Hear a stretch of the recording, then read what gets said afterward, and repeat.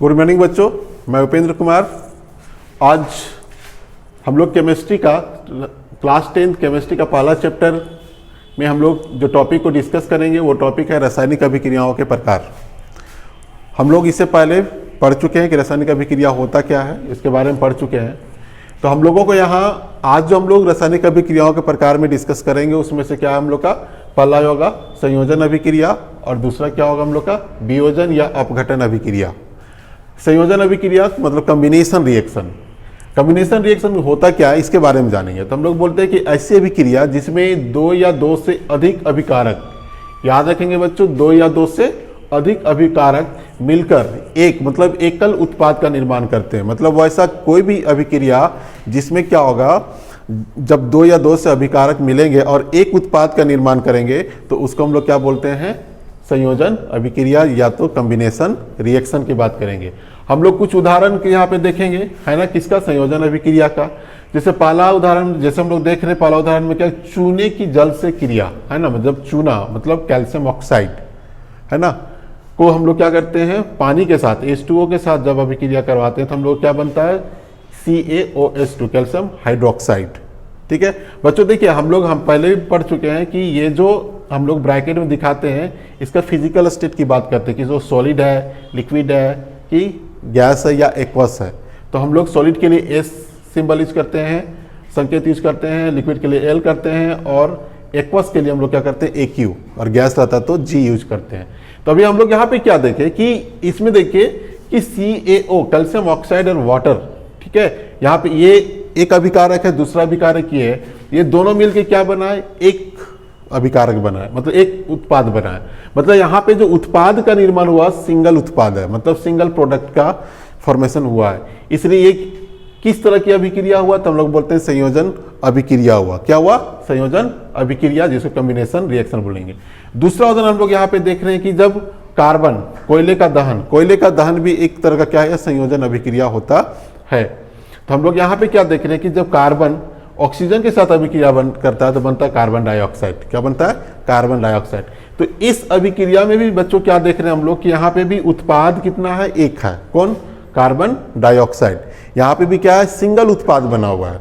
इसलिए हम लोग क्या बोलते हैं कि जब सिंगल उत्पाद मतलब, ठीक है, सिंगल प्रोडक्ट का फॉर्मेशन होगा, एक उत्पाद का निर्माण होगा, तो वो क्या कहलाएगा, संयोजन अभिक्रिया। उसी तरह देखिए अभिकारक कितने यहाँ पे, दो है। तीसरा उदाहरण हम लोग यहाँ पे ले रहे हैं कि जब हाइड्रोजन गैस ऑक्सीजन से अभिक्रिया करता है, जब हाइड्रोजन गैस क्या करता है, ऑक्सीजन से अभिक्रिया करता है, तो क्या बनता है, जल का निर्माण होता है। तो वो भी एक तरह का क्या है हम लोग का, संयोजन अभिक्रिया है, कॉम्बिनेशन रिएक्शन है। देखिए बच्चों, कभी भी जब भी हम लोग अभिक्रिया को लिखते हैं, किसी भी रासायनिक अभिक्रिया को लिखते हैं, तो उसको क्या करते हैं, बैलेंस करना बहुत जरूरी होता है। इसलिए हम लोग यहाँ पे ये बैलेंस है, तो हम लोग बैलेंस करते हैं, है ना। और क्यों करते हैं हम लोग पहले भी पढ़ चुका है कि बैलेंस क्यों किया जाता है। चलिए, तो इस तरह से हम लोग क्या देखें, संयोजन अभिक्रिया मतलब कॉम्बिनेशन रिएक्शन क्या होता है।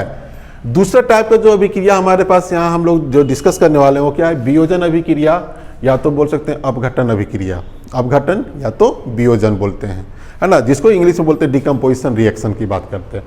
इसमें क्या होगा कि एकल अभिकर्मक मतलब कोई एक पदार्थ, है ना, टूटकर छोटे छोटे उत्पाद का निर्माण करता है। मतलब वैसा अभिक्रिया जिसमें क्या होगा, एकल अभिकर्मक या कोई एक पदार्थ टूटकर, ठीक है, छोटे छोटे उत्पाद का निर्माण करेगा, उसको हम लोग क्या बोलते हैं, वियोजन या अपघटन अभिक्रिया।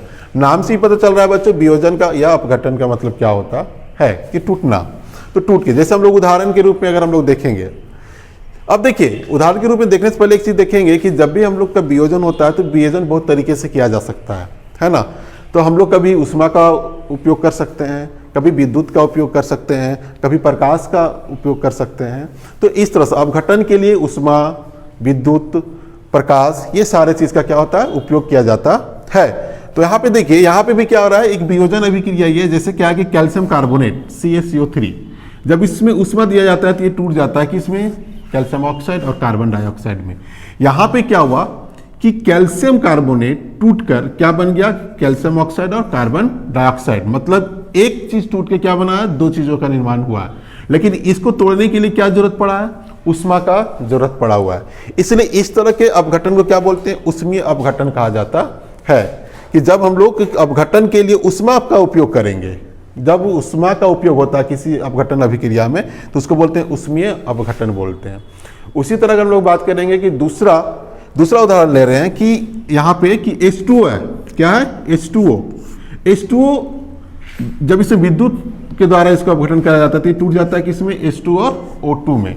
तो यहाँ पे अपघटन के लिए विद्युत का उपयोग किया गया है, इसलिए हम लोग क्या बोलते हैं इसको, है ना, इसको बोला जाता है विद्युत अपघटन। कि मतलब जब भी हम लोग अभिक्रिया होगा किसके, मतलब जब भी अपघटन होगा किसके द्वारा होगा, विद्युत के द्वारा, तो उसको बोलते हैं वैद्युत अपघटन बोला जाता है। तीसरा हम लोग देख रहे हैं बच्चों, तीसरा उदाहरण देख रहे हैं कि कभी कभी हम लोग अपघटन के लिए सूर्य के प्रकाश का भी उपयोग होता है। किसका उपयोग होता है, सूर्य के प्रकाश का भी। तो जब हम लोग का सूर्य के प्रकाश का उपयोग होगा किसके लिए, अपघटन के लिए, तो क्या कहलाएगा, प्रकाश अपघटन कहलाएगा। मतलब प्रकाश के द्वारा अगर अपघटन हो रहा है तो हम लोग क्या कहलाता है, प्रकाश अपघटन कहलाता है। जैसे हम लोग यहाँ एक उदाहरण लिए हुए, क्या लिए हुए, ठीक है, कि AgCl है ना, क्या लिए हुए, सिल्वर क्लोराइड AgCl, वो किसमें हो रहा है, Ag और Cl2 में। तो यहाँ पे हम लोग जो सिल्वर क्लोराइड का जो अपघटन हो रहा है प्रकाश के द्वारा हो रहा है, इसलिए ये किस तरह का अपघटन कहलाएगा, प्रकाश अपघटन कहलाता है। तो इस तरह से क्या होता है, वियोजन अभिक्रिया। तो वियोजन अभिक्रिया करने के लिए उष्मा का उपयोग किया जा सकता है, विद्युत का उपयोग किया जा सकता है, प्रकाश का उपयोग किया जा सकता है। दोनों में देखिए डिफरेंस क्या है ना, एक चीज दिमाग में रख लीजिएगा कि इसमें क्या होगा, दो या दो से अधिक अभिकारक मिलकर एक उत्पाद बनाएंगे और यहाँ एक पदार्थ टूटकर दो या दो से अधिक छोटे छोटे पदार्थ का निर्माण करेगा। ये दोनों में क्या है, ये डिफरेंस है बच्चों। अपने देखिए कभी कभी क्या होता है, दो रिएक्शन हम लोग को बार बार पूछा जाता है, एक होता है ऊष्माक्षेपी अभिक्रिया और दूसरा होता है ऊष्माशोषी अभिक्रिया। हम लोग बोलते हैं कि ऊष्माक्षेपी अभिक्रिया किसको बोलते हैं, तो बोलते हैं ऊष्माक्षेपी अभिक्रिया वैसे अभिक्रिया को बोलते हैं जहां पर उत्पाद के निर्माण के साथ साथ ऊर्जा का भी निर्माण हो, मतलब उष्मा भी उत्पन्न होता हो, उसको क्या कहलाता है, ऊष्माक्षेपी अभिक्रिया कहलाता है। जैसे हम लोग बात करते हैं रेस्पिरेशन का, श्वसन का, है ना।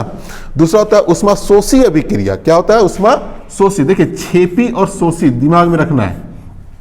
ऊष्माशोषी अभिक्रिया होता है क्या, वैसे अभिक्रिया जिसमें क्या होगा कि ऊर्जा उष्मा का अवशोषण होगा, वो क्या कहलाएगा, ऊष्माशोषी अभिक्रिया। और ऊष्माक्षेपी अभिक्रिया कौन कहलाता है, जिसमें उत्पाद के निर्माण के साथ साथ हम लोग को उष्मा भी उत्पन्न होगा, उसको क्या कहेंगे, ऊष्माक्षेपी अभिक्रिया। तो इस तरह से बच्चों आज हम लोगों ने क्या देखा कि संयोजन अभिक्रिया मतलब कॉम्बिनेशन रिएक्शन क्या है, और वियोजन अभिक्रिया मतलब हम लोग बात करेंगे कि अपघटन या डिकम्पोजिशन क्या होता है।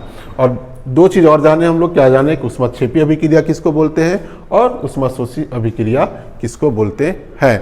बच्चों ये दिमाग में जरूर रखेंगे ऊष्माक्षेपी और ऊष्माशोषी क्या होता है, क्योंकि इससे एग्जाम में क्वेश्चंस आते हैं। धन्यवाद।